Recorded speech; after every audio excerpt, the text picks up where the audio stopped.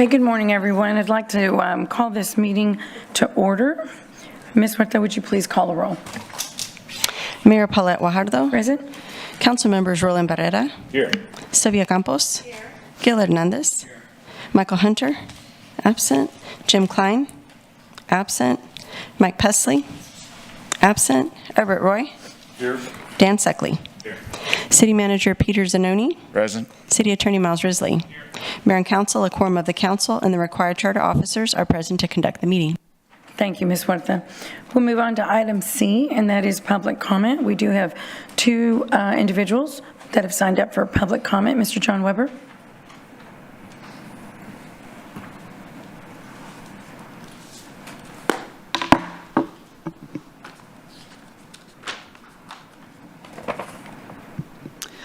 Good morning, Mayor and Council. John Weber of Corpus Christi.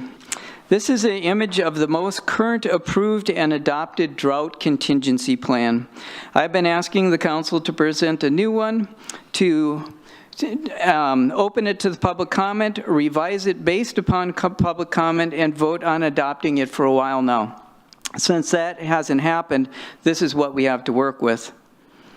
On page 9, section 10.3, stage 3 response, critical water shortage conditions.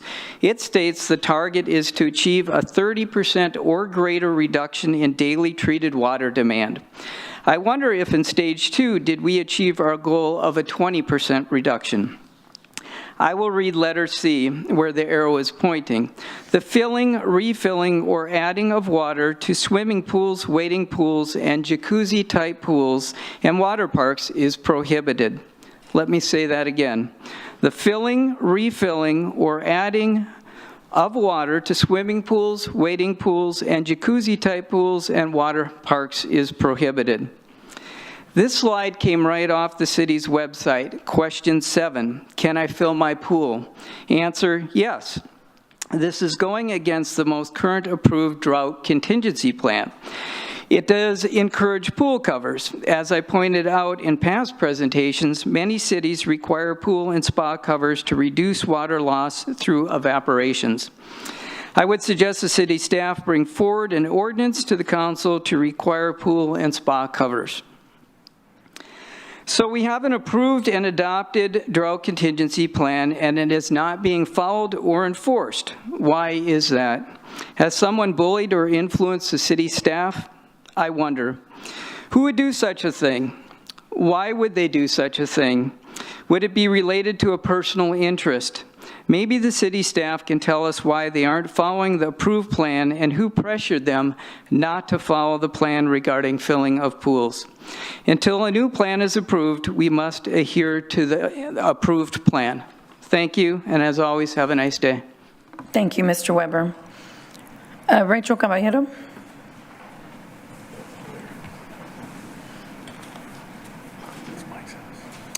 Rachel Caballero, Corpus Christi, Texas. Good morning, elected community representatives and community paid employees. Here we are at an end of a public service cycle. Many of us are happy about some, others we are stuck with, not because you've been doing an amazing job, but because our community does not vote. Your marginal wins only prove that this council is dividing our community, and our community is not happy with the decision making here.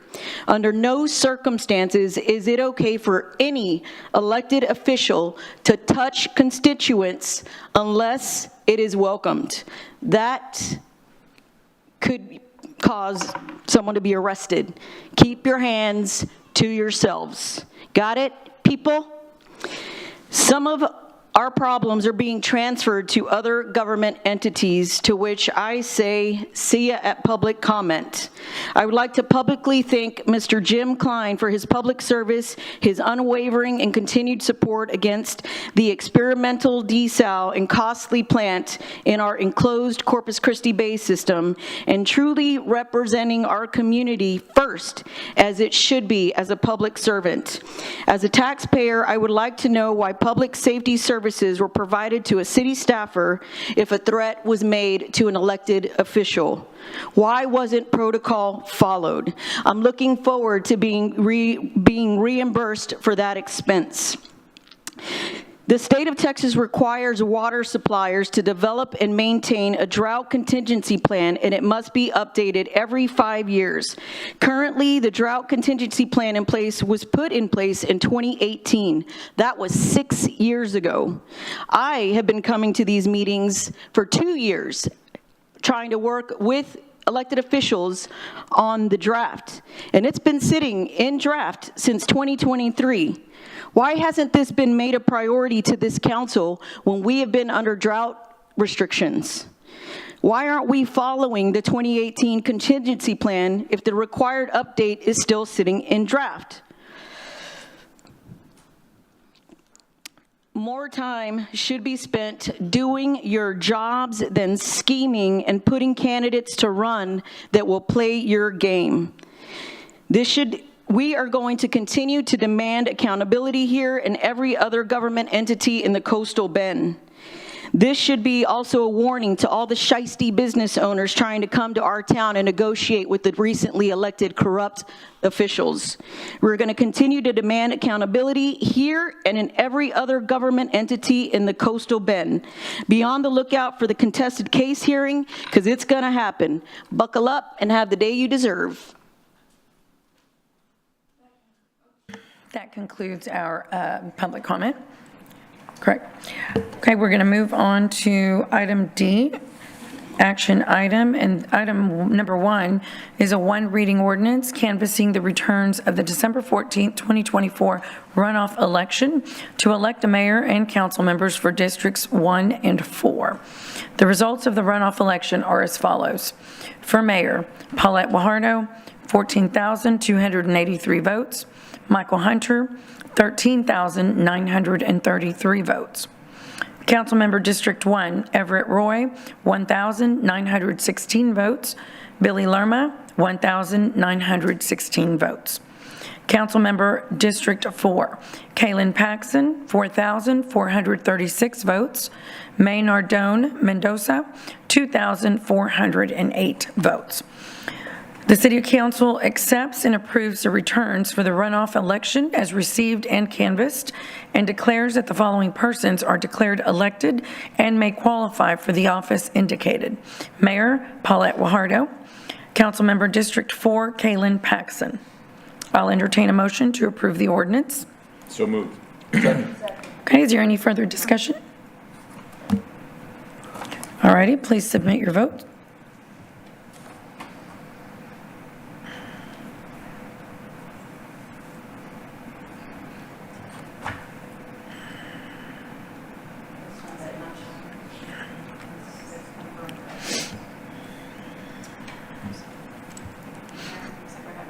Okay, did you a voice vote? Okay. Aye. All in favor say aye. Aye. Any opposed say no. The motion carries. So pursuant to section 216.003 of the Texas Election Code, an automatic recount is ordered in the District 1 runoff election. Details of that recount are forthcoming. So with there being no further business, this meeting is now adjourned.